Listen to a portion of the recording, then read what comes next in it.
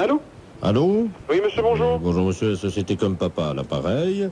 Je vous passe le président, le directeur général, monsieur Jean-Paul II. Hein? Oui. Merci.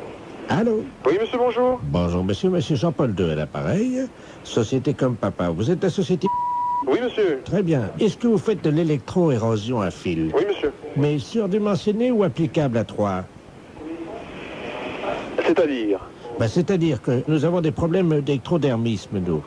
Ce qui nous oblige à avoir une bipolarisation sur un axe et qui ne nous permet pas d'avoir effectivement la formation d'électrostatisme à la base. Enfin, je... Ça, sur 104.7, attention, hein. Vous voyez ce que je veux dire? Je suis en train de réfléchir.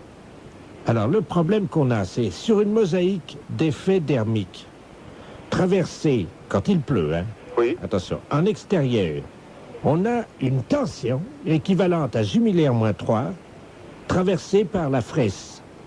Et ça ne permet évidemment pas à ma mère de pouvoir prétendre que le poil du lapin que nous fabriquons est assez tendu, si vous le voulez. Vous voyez ce que je veux dire? Et je réfléchis. Est-ce que vous avez une proposition technique à me faire? Je cherche. Je vais vous passer la personne qui s'occupe de ça. Oui, Elle va peut-être avoir une idée. On d'accord. va pouvoir discuter. Attendez, je vais l'appeler. Très bien, je vous remercie. Michel!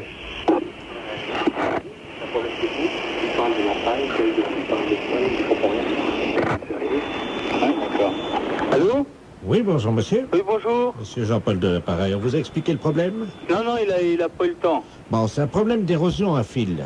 Oui, Ainsi, on a donc un point de 104,7. oui. Nous, le problème qu'on a, c'est quand on fait une transversale accupturée, à partir du moment où l'érosion se manifeste sur le versant est, sur une température de 37, Ouais. vous avez un espace qui se crée, qui entraîne une fusion dermique.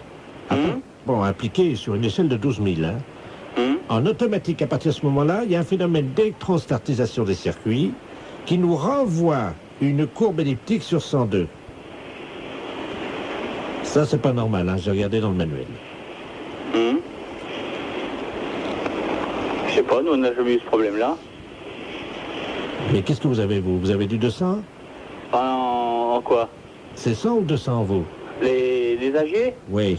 On a une AG Cut 315. Mais en péripadélictal avec une ellipsion ou pas? Ah non, c'est des AG normales, hein. Ah! Mais alors, quand vous faites une électrobruise, est-ce que vous avez l'amplification des systèmes à la base? Comment ça là, je comprends pas. Nous, nos AG, bon, c'est le découpe à électroérosion à fil, hein, qu'on a. Oui, nous aussi, hein. Ouais, parce que nous, on avait eu un problème avec... Mais en fil, hein, je parle, hein. Pas avec le Startron, parce qu'on l'a pas, le Startron, hein. Ah, voilà. Voilà, c'est pour ça. Parce que quand vous êtes en application diluvienne, par exemple, quand il y a des giboulées en extérieur, Ouais. on arrive très facilement à avoir une érectarisation sur le 2, alors qu'on est en potentiel de 3, largeur de 8.